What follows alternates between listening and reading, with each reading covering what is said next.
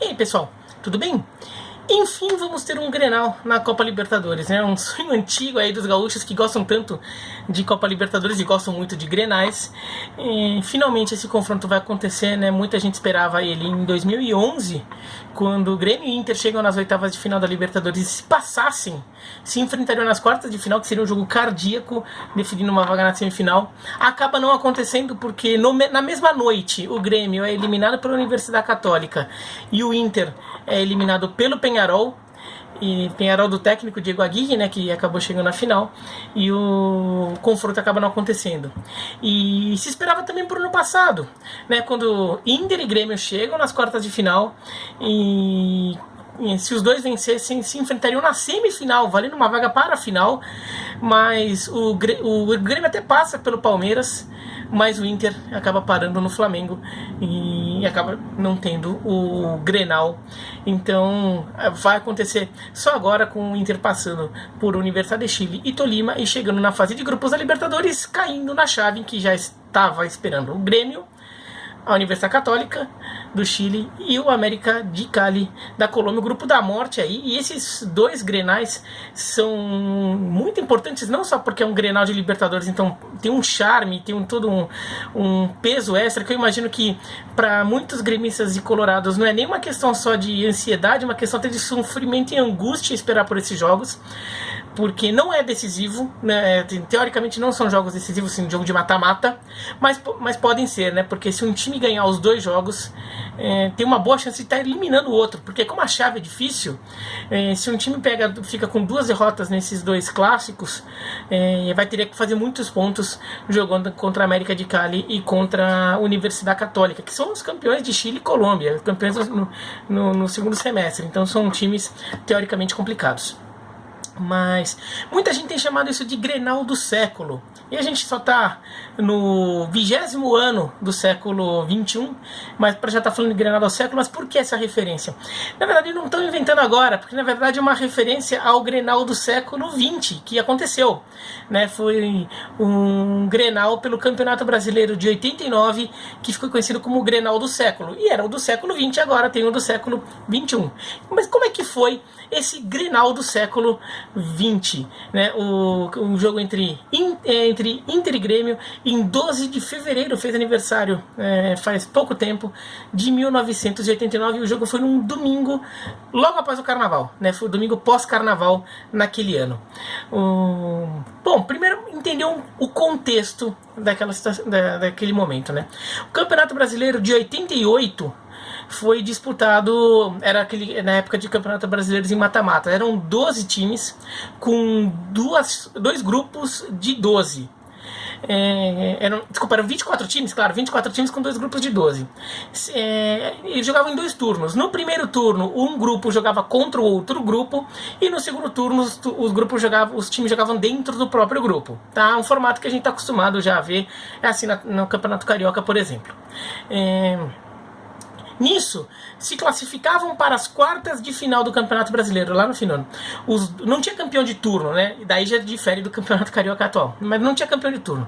Então tinha o primeiro turno. O primeiro e o segundo colocado de cada grupo em cada turno ia para as quartas de final. Então, no primeiro turno, um grupo enfrenta o outro, os 2 primeiros colocados de cada grupo estão nas quartas de final.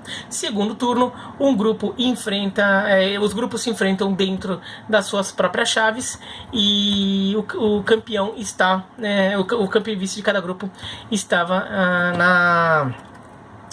nas quartas de final. Se um time ficasse nas 2 primeiras posições nos 2 turnos, e o que acaba acontecendo em um dos grupos, em que o Vasco, ele é o primeiro colocado do seu grupo nos 2 turnos, daí classifica, naquele grupo se classifica o segundo colocado o outro time, né, do segundo turno, e mais um time por melhor campanha no geral.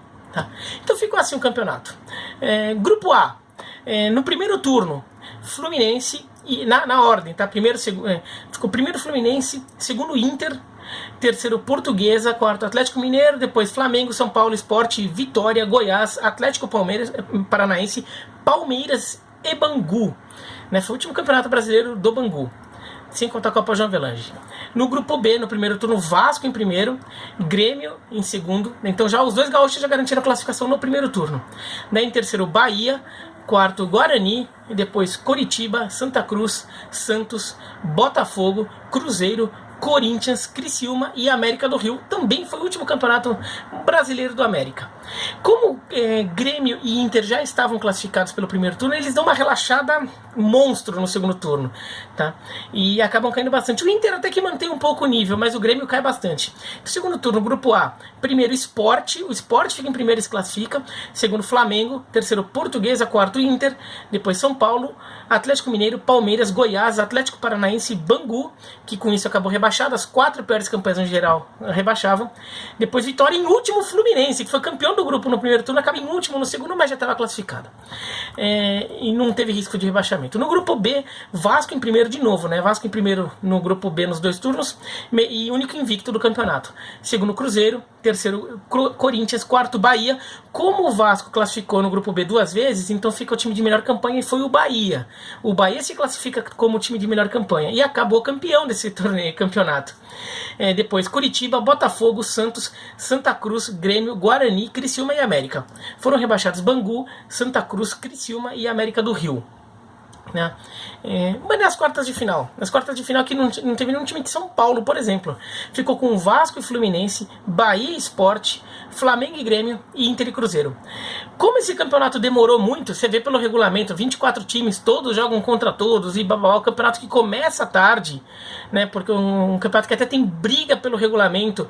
O campeonato começou em 2 de setembro e começa um campeonato com o regulamento sendo definido na tarde do dia de abertura do campeonato. O campeonato começa numa sexta-noite e até naquela sexta-tarde estavam definindo detalhes do regulamento, e o campeonato começa sendo que alguns detalhes do regulamento não haviam sido concordados por todo mundo. Olha como era o Campeonato Brasileiro da época. É aquele Campeonato Brasileiro que, se o jogo empatasse, tinha disputa de pênaltis. O vencedor levava 3 pontos, o vencedor de uma disputa de pênaltis levava 2, o perdedor da disputa de pênaltis levava 1 e quem perdesse o jogo não levava nenhum, né? E essa disputa de pênaltis, por exemplo, foi uma questão aí. Teve time que depois, teve um Fluminense e Botafogo que empataram, se negaram a jogar os pênaltis porque não concordavam com o regulamento. Depois eles tiveram que mudar de ideia e eles voltaram ao Maracanã só para fazer uma disputa de pênaltis. Mas aí, no mata-mata, o Fluminense tira o Vasco. O Vasco invicto perde do Fluminense e o Fluminense elimina o Vasco. O Bahia tira o Sport com 2 empates e mais um empate na prorrogação. O Grêmio tira o Flamengo 0-0 no Olímpico, 1-0 para o Grêmio no Maracanã. E Inter e Cruzeiro 0-0 no Beira-Rio. Vitória do Inter, 0-0 em Minas Gerais, 2-0 para o Inter no Beira-Rio. Então vamos para a semifinal. E daí teve esse Grêmio e Inter. Era a primeira vez que Grêmio e Inter se encontravam no mata-mata de Campeonato Brasileiro. E mesmo de competição nacional como um todo, né, de competições de primeiro nível. Depois eles até se encontram em Copa do Brasil, mas foi em fase mais inicial também. E daí havia toda uma expectativa. O Inter tinha a melhor campanha no geral, então o Inter tinha vantagem do empate. E na verdade, a vantagem do empate naquele ano era a vantagem do empate na prorrogação. Então tinha o jogo de ida, tinha o jogo de volta, sem contar gol fora de casa, essas coisas, tá? Se um time ganhasse um e outro time ganhasse o outro, ia pra prorrogação. E daí na prorrogação jogaria pelo empate. O time que, por exemplo, se um time ganhou de 2-0 e perdeu outro por 1-0, o time que ganhou de 2-0 tinha vantagem no empate na prorrogação. No caso de 2 resultados iguais, tinha vantagem de empate na prorrogação o time de melhor campanha geral, tá? Então o Inter jogava por 3 empates ou 2 empates e meio, digamos. Mas não dá para cravar que o Inter era favorito. E por que não dava? Porque o Grêmio vinha dominando demais o cenário gaúcho. O Grêmio massacrava não por causa dos placares, mas o Inter estava num momento de grande freguesia para o Grêmio. O Grêmio era tetracampeão gaúcho naquele momento, inclusive em 89 Ele foi campeão gaúcho em 90 também, ele fecha um hexacampeonato. Então o Grêmio vinha num momento de superioridade marcante nos confrontos direto contra o Inter, né? Então ele era tetracampeão gaúcho. Ele fazia 12 grenais em que ele não perdia para o Inter, né? Então esse jogo foi no começo de 89, a última vitória do Inter tinha sido em 87, mas teve muito grenal no meio do caminho, e o Grêmio tinha vencido vencido ou empatado em todos, nunca tinha perdido. E mesmo se voltar um pouco mais ali para 86, o Inter tinha vencido só um dos últimos 15 grenais. Então o Grêmio vinha num momento de superioridade muito grande contra o Inter em confrontos diretos. Então muita gente até viu o Grêmio como favorito, e isso tornava o confronto muito mais angustiante, porque o Inter tinha vantagem, então podia jogar pelo empate, então ele nem precisava ganhar para classificar. Mas muita gente achava que o Grêmio ia conseguir, porque o Grêmio vinha conseguindo esses resultados contra o Inter. O jogo de ida no Olímpico foi 0-0, aí vai para o jogo no Beira-Rio. O Inter entra em campo com Tafarel, Luiz Carlos Vinck, Aguirre Garay, Nenê e Casemiro. Casemiro que depois virou técnico. Tafarel vocês conhecem. Norberto, Leomir também jogou no Grêmio, e Luiz Carlos Martins. Maurício, esse Maurício é o Maurício que depois ele vai para o Botafogo naquele ano de 89 e faz o gol do título do Botafogo em 89, quando o Botafogo sai da fila de 21 anos. Nilson, que foi o artilheiro daquele campeonato brasileiro, veio do 15 de Jaú, tinha jogado muito bem no Campeonato Paulista pelo 15 de Jaú, foi para o Inter. E Edu Lima. O técnico era o Abel Braga. O Grêmio tinha Mazzaropi no gol. Mazzaropi já em fim de carreira, né, mas tinha sido um grande goleiro no Vasco no final dos anos 70 e no começo dos anos 80.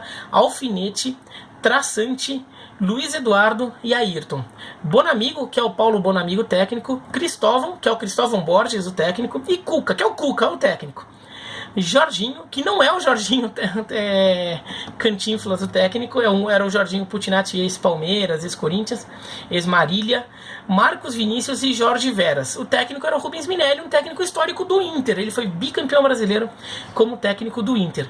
O árbitro era o Arnaldo César Coelho, né? E aquele jogo teve um público de 78.083 pessoas, uma renda de 58.944 cruzados novos, que era a moeda da época. Bom, Beira-Rio lotado foi um jogo de domingo à tarde, passou para o Brasil inteiro. O jogo foi em rede nacional. O jogo foi transmitido pela Globo para o Brasil inteiro. O jogo passou aqui em São Paulo, eu me lembro de ter visto o jogo.